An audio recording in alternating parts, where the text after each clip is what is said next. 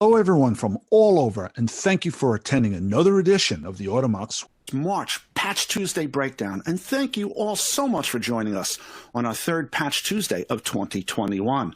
We are thrilled that you can join us today, and boy, do we have a session packed with information for you. My name is Eric Feldman, and I'm a product marketing manager here at Automox, and I'll be covering some of the critical Patch Tuesday updates.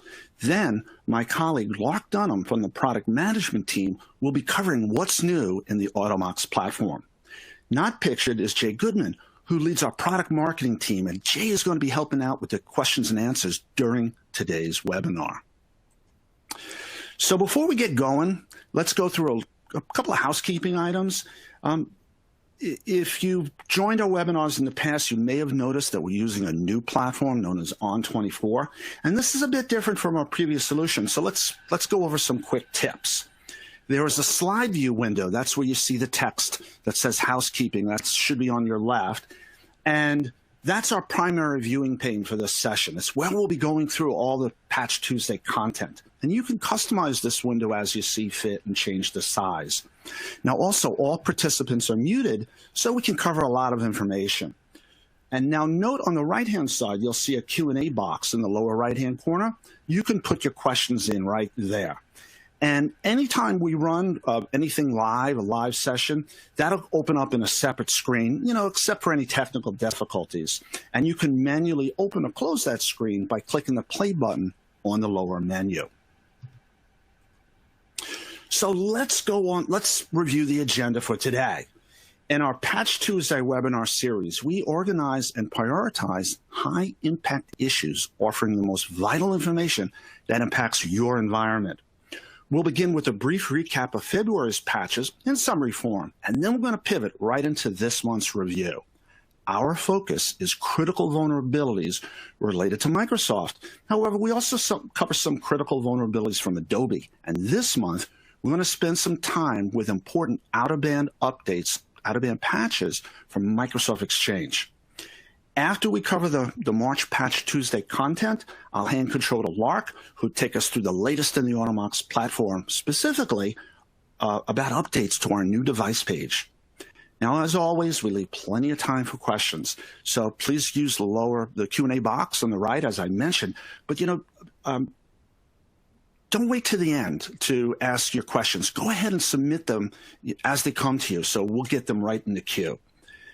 And last but not least, we'll be giving away a cool Yeti tumbler this month to the first person that correctly answers our trivia question in the Q&A box. So let's get going. Let's start with a review of last month.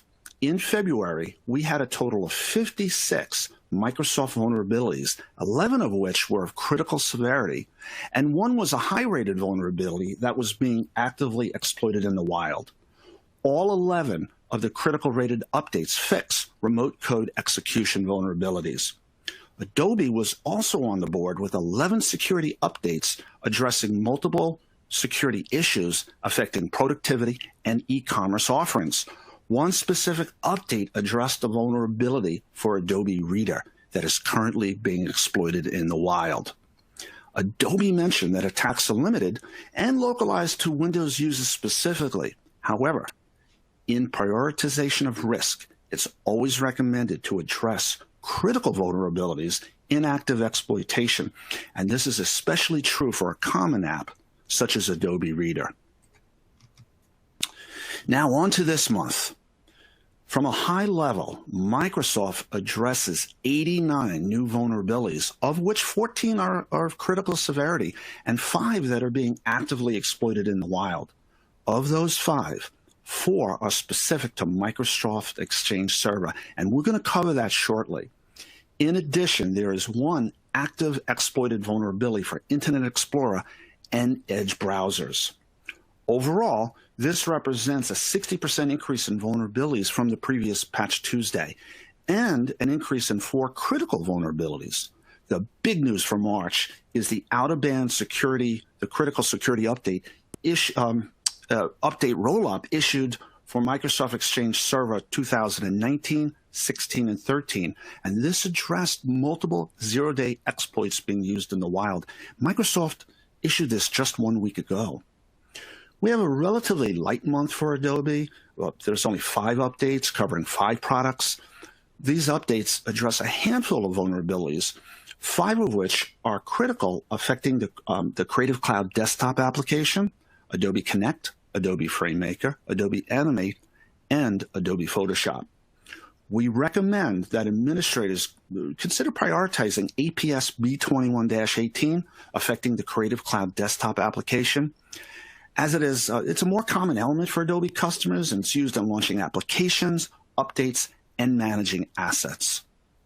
Now, even though Adobe has given their own priority rating of 3 for all 5 security updates, and that's the lowest of their scale, proactively patching these types of vulnerabilities becomes even more critical when you consider that some of the state-sponsored hacking events have hit the news.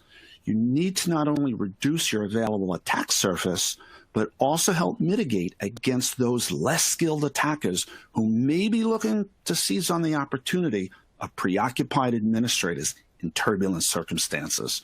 So you really need to keep your guard up, particularly with that, what they call the low-hanging fruit. Now, due to the ubiquitous nature in all versions of Microsoft Windows, we need to highlight a critical memory corruption vulnerability found in Internet Explorer versions 11 and 9 and Microsoft Edge browsers. This vulnerability has been disclosed as exploited in the wild. An attack can target the vulnerability with a malicious website designed to exploit the vulnerability through Internet Explorer. Users who view the malicious website could allow attackers to execute code on the system. Although Edge and Internet Explorer, they're not the most common browsers, today in use by market share, they still can be present in 75% of laptops and desktops today. Combined with the fact that this vulnerability is a low complexity vulnerability to execute, in other words, there's a low barrier to entry, it's critically important that IT teams quickly patch this vulnerability. So let's talk about what happened with Microsoft Exchange. Last week, Microsoft released a critical security update rollup for Exchange servers, and as I mentioned, for versions 2019, 16, and 13. Now, this addressed 7 vulnerabilities, including 4 critical zero-day vulnerabilities that enabled hackers to access Exchange. Microsoft has attributed the weaponization of these vulnerabilities to a Chinese state-sponsored hacking group known as Hafnium. Microsoft Exchange Server, it's quite popular. It's used by many, many organizations for 20 years now, for mail and calendaring. So it becomes a natural target for criminal interests and repeated exploitation efforts. These vulnerabilities were important enough for CISA, that's the U.S. Cybersecurity and Infrastructure Security Agency, important enough for them to issue an emergency directive following the release of fixes for these zero-day vulnerabilities in Exchange. The directive is called Mitigate Microsoft Exchange On-Premises Product Vulnerabilities, and it was issued just 1 week ago on March 3rd. Automox recommends immediately prioritizing the installation of updates from Microsoft Exchange servers that are currently externally facing. All right, so let's review some of the key critical patches that you should prioritize that we didn't already cover. And there's quite a bit here. CVE 2021-26867. Now, this is a critical vulnerability impacting Microsoft Windows Hyper-V. That's a native hypervisor that can create and run virtual machines on x86 systems running Windows. An attacker exploiting this vulnerability can run malicious binaries on Hyper-V virtual machines or execute arbitrary code on the host system itself. Automox recommends prioritizing this patch as soon as possible on all Hyper-V systems. Now note, this is only for systems that have Hyper-V enabled, or only those are impacted by this critical vulnerability. Next up is CVE 2021-26867. This is a critical remote code execution vulnerability that affects OpenType font parsing, the OpenType font parsing engine on all supported versions of Microsoft Windows. OpenType is a cross-platform font file format, and it was developed jointly by Adobe and Microsoft. It supports thousands of fonts that work on both Mac and Windows platforms. OpenType fonts are used by default on all current Windows releases. Successful exploitation of this vulnerability requires a Windows user to open a maliciously crafted document directly or in a Windows preview plane for an unauthenticated remote attacker to execute arbitrary code with kernel privileges. Next, we have a critical vulnerability disclosed in Git for Visual Studio, CVE 2021-21300. This vulnerability is also a remote code execution vulnerability affecting an unknown function of the Git component.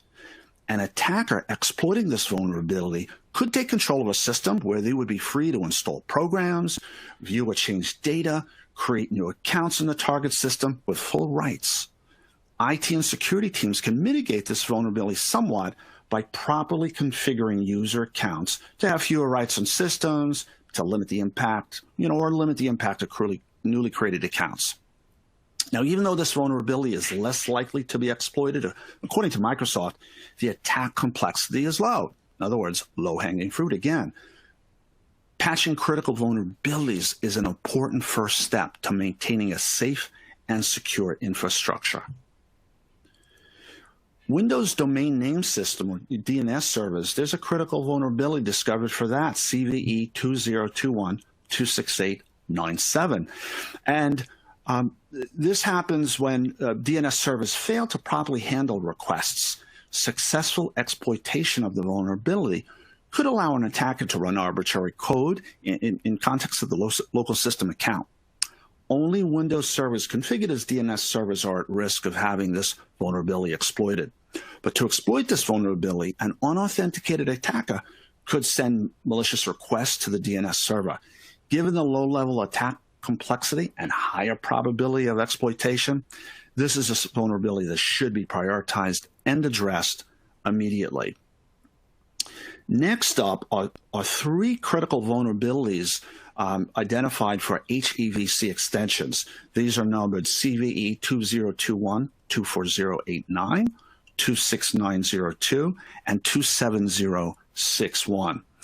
HEVC is an advanced video compression standard used for video storage and playback on Windows 10 systems. This vulnerability can lead to remote code execution, which could be highly impactful and dangerous, given that it could provide attackers the opportunity to directly run malicious code on the exploited system. Remote code execution vulnerabilities were a consistent struggle for system admins throughout 2020. And given the increased quantity of them throughout the year, that trend seems to have carried over into 2021. If you notice, virtually all of these are, remote code execution vulnerabilities. Now, Microsoft does not provide mitigation recommendations for these vulnerabilities aside from patching. However, most affected customers will automatically be updated via the Microsoft Store, and guidance is provided to check the package version to ensure it has the current update. Next up are two vulnerabilities from Microsoft Azure Sphere platform, CVE 2021-27074 and CVE 2021-27080. Now, in design, Azure Sphere connected devices should update daily. And that, according to Microsoft, the impact, according to Microsoft, is limited to Internet of Things devices that have not connected to the Internet since prior to the fix. It's unclear, however, whether these vulnerabilities are related to recent Exchange server attacks attributed to nation-state, the nation-state hacking group Hafnium. However, the increase of supply chain threat activity does suggest a trend. The importance of patch velocity around emergent vulnerabilities will continue to be of critical importance across server, workstation, and IoT-based infrastructure. Automox, as a general rule, Automox recommends that all critical vulnerabilities are patched within a 72-hour window. This is highly recommended to maintain an effective security posture for your organization. Okay, we have covered the critical vulnerabilities for this month. Again, if you have questions, go ahead and pop them into the Q&A box, and we'll get them towards the end. But now it's time to hand controls over to Lark Dunham, who's going to show us the latest in new product capabilities. Lark, you got controls. Thank you, Eric. What I'm going to be covering today is the updates that we have made to the device page in the console. I'm going to switch over to do a live demo and take you through what we've accomplished with the view migration.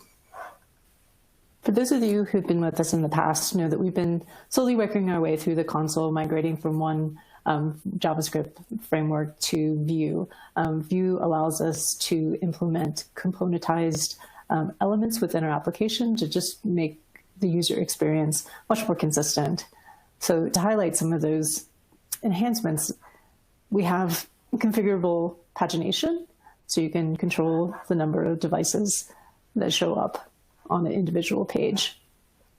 We have configurable columns.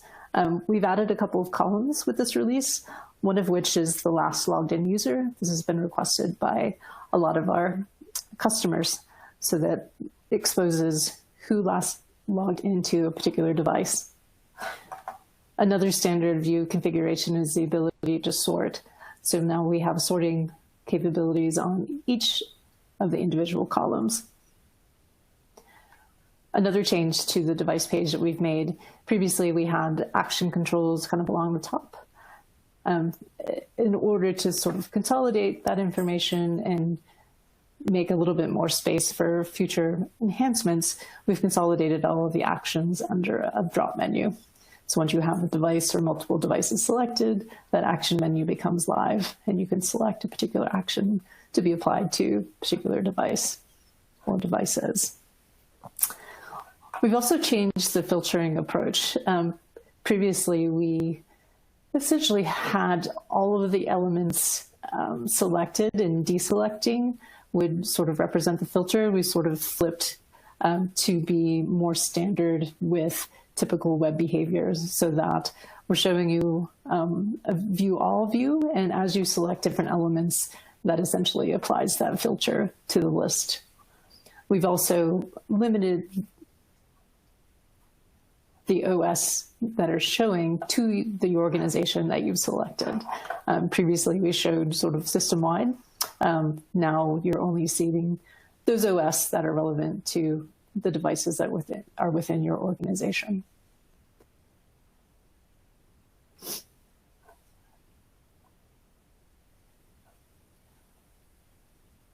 So that covers the majority of the updates that we've made for the view page. We welcome your feedback if you have it. On the upper right-hand side, you can jump into our community, or you can jump into our roadmap, and from there you have the ability to provide us feedback on anything that you see in the console. Okay, thank you, Lark. We appreciate that update. And for everybody that we mentioned, it's time for questions now. Go ahead and enter them on the screen. And by the way, this session is being recorded. It will be on our website shortly, and we hope that you share the content with your colleagues at work so they can listen to the recording and get the updates. Okay, I am going to hand controls over to Jay Goodman, who's going to walk through some of the questions. Be sure to, we see a bunch in there now. Go ahead and answer more. Jay, it's all yours. Awesome. Thank you, Eric. So the first question we see is from Celeste asking, was it only on-premise Exchange servers that were part of the Hafnium related vulnerabilities? And is there no impact on Office 365 Exchange users? Yeah, this is only the on-prem Exchange servers. So the Office 365 Exchange services are not impacted by the Hafnium vulnerabilities. Chris asks, how vulnerable is Exchange that is not externally facing and only used for management?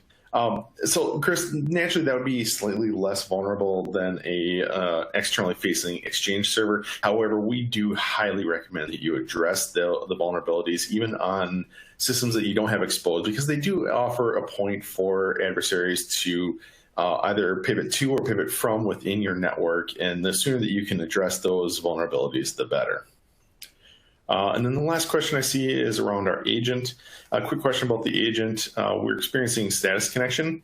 Even though the workstations are online for more than 5 minutes, it's still showing offline. Is this being addressed fully?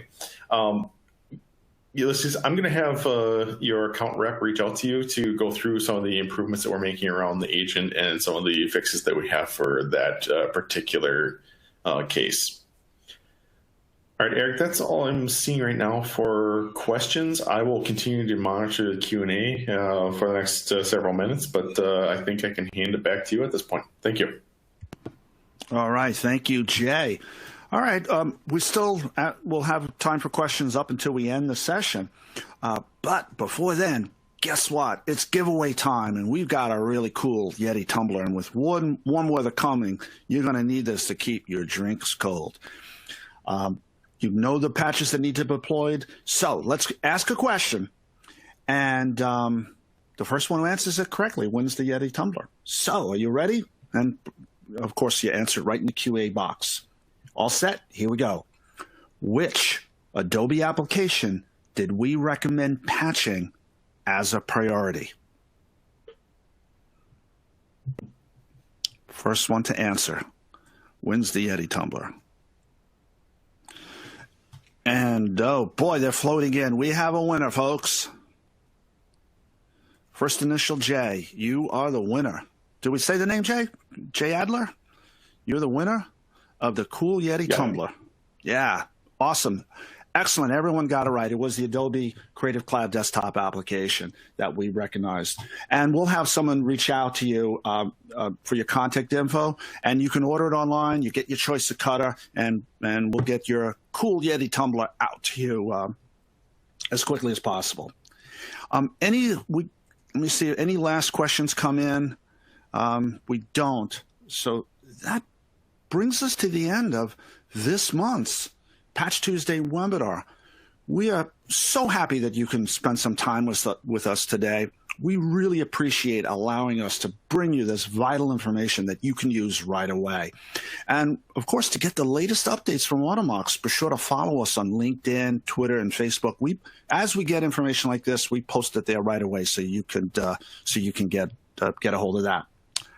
On behalf of everybody here at Automox, thank you so much for joining us today, and we look forward to the next time we can speak with all of you. Have a great day, everyone.